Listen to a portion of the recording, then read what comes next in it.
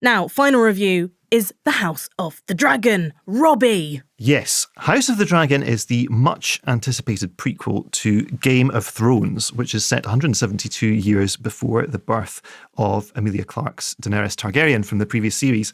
House Targaryen, I'm going to assume a little bit of working knowledge here of Game of Thrones. House Targaryen are on the throne, the Iron Throne at King's Landing.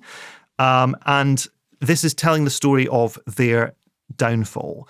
Now, there's a strange kind of Deep Impact versus Armageddon vibe to this, because on the one hand, you have House of the Dragon on Sky and Now, and on the other, you have Amazon's Lord of the Rings of Power series, both emerging at just about the same time. And I keep getting confused with all of the different actors who are in both, because there are so many brilliant British actors. Both enormous. Yeah, look, the character actors are booked and busy. It's wonderful to see. But they are designed, of course, to make loyal subscribers of customers. You know, you dip a toe, you get hooked.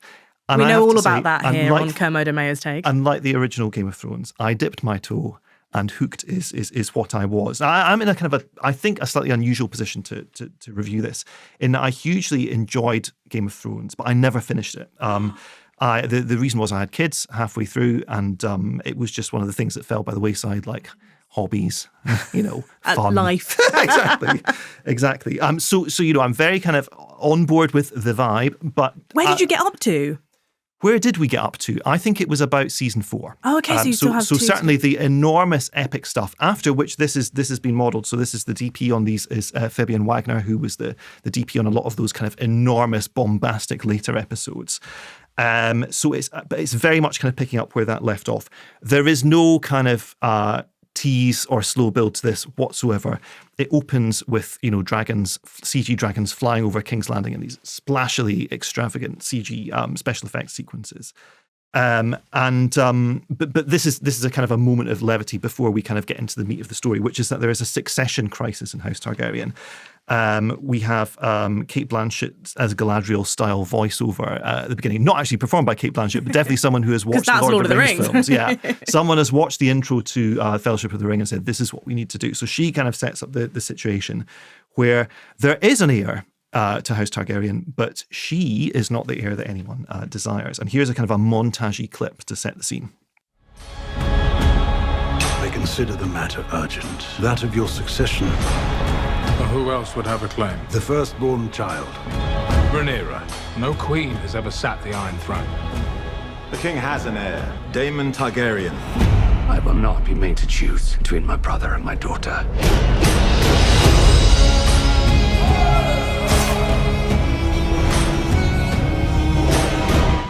So the present king is Viserys Targaryen, who's played by Paddy Considine. And his daughter is Rhaenyra Targaryen, who I loved because she sounds a bit like Rihanna. Rhaenyra? Yeah. Get away with that. So she's played as a youngster by Millie Alcock, and in later episodes by Emma Darcy. King Viserys is desperate for a son to kind of solve this succession issue. And the first episode, I'm going to be super cautious with spoilers here, because this is a very spoilable story, of course, as Game of Thrones was. The desperation for a son is the kind of the meat of the first episode, and there is a really kind of clever visual parallel drawn between. The Queen suggests when Rhaenyra is saying, I want to be out in the battlefield, I want to be, like a man. Why can't I do manly stuff? And why is my fate to be kind of to be bearing children? And her mother says, well, the childbed is our battlefield. There's this very clever parallel between her in the throes of labour, and then cutting back to that. Now, you were allowed to say erection earlier. So if I say vulval, is that allowed? I think you can say vulval. Okay, a very vulval, equal rights on this shaped jousting arena. And there's this visual thing very between, phallic there's jousting going on as well. There's very phallic jousting, there's very vulval architecture. It's all very loaded in the way that Game of Thrones, of course, was too. And so you have the succession crisis there, and then the future episodes are to do with people jockeying and manipulating and backstabbing in order to put themselves in the best position at this moment of weakness for the house. Now, I will say Paddy Considine is in this a lot, and he strikes the perfect tone for this kind of stuff. I think, and Reese fans as well, who plays his confidant Otto Hightower. The hand to the king. Yes, right. They play the roles. I mean, within the reality of the House of the Dragon world, they are totally serious, delivering this kind of dialogue as if it's, Shakespeare or Dickens, very orotund, very, enunciated. Doesn't make any sense, but it doesn't need to. No. And then, but without it, from you watching it, it's as camp as a cocktail umbrella, But they kind of get what it is, and they get that you treat it with utmost seriousness within the bubble that is within the bubble that is House of the Dragon.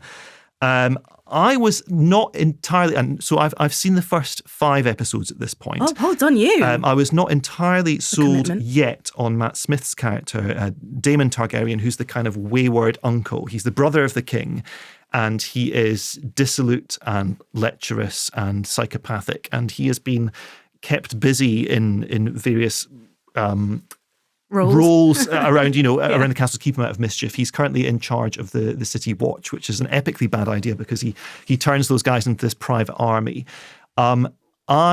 He's the kind of Joffrey equivalent, I think. He's not exactly Joffrey, but he's the pure kind of raw scumbag character. I mean, because of him, we do end up seeing a severed scrotum on our screens. We do. Which I thought was just slightly unnecessary. I actually wondered if, before watching this, if because of Lord of the Rings coming out, they would also try to slightly tone down the sleaze and the violence. Nope. No. There's a big kind of festival of dismemberment in episode 1.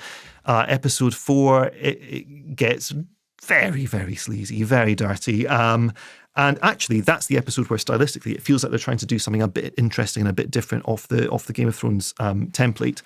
It very, very much feels like you want more Game of Thrones, here it is. There's no risks taken tonally whatsoever yet. That I saw anyway. Yeah, I think that's the thing that I was slightly disappointed by. I think perhaps I did want a little bit of a change of direction. Yeah, maybe it's not, we're not talking about, we had, the Star Wars trilogy, now let's please have Phantom Menace. No, thank you. We don't want that much of a change. But let's maybe experiment with things a little bit more. That has yet to manifest. It's very, very much more of the same old. But so look, for all those kind of trifling faults, it's enormously compelling and enormously watchable, as Game of Thrones always was. For me, there's, we talked about this earlier, this idea that, when you sit down on the sofa, what do you want? Do you want the complex and intellectually nourishing entertainment, or do you want the veg out? And for me, something like Breaking Bad is the complex and nourishing disguised as the veg out. House of the Dragon is the veg out disguised as complex and nourishing. So you feel quite good about yourself after having watched it. But I don't know how nourished I felt, but yes, I agree. I do. Certainly. I was entertained, certainly. Certain primal base urges have been satisfied, I would say. That was House of the Dragon. Thank you so much, Robbie. That is the end of take 1. Wow, you've made it to the end. Congratulations. Now you're here, you may want to hear about some of our other offerings. Other offerings? Yeah, I know what. The other offerings, the exclusive interviews we do on our hit subscription podcast, Kermode and Mayo's Extra Takes. Oh, yeah, that. Yeah, that. The one where we speak to the likes of Tom Hanks and Daisy Edgar Jones, and the extra subscription content where Rowan Atkinson told us all about that famous rapping scene in Love Actually. Yes, that's the one.